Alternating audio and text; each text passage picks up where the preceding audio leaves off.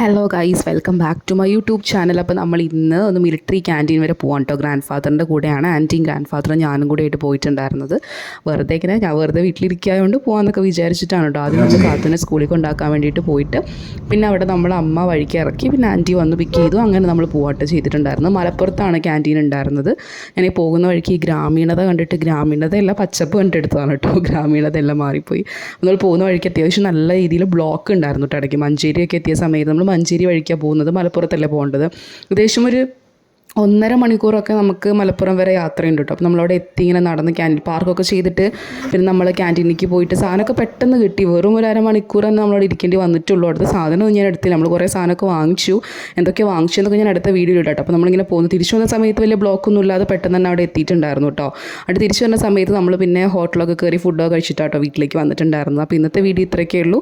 അടുത്ത വീഡിയോ ആയിട്ട് കാണാം. ടാറ്റാ.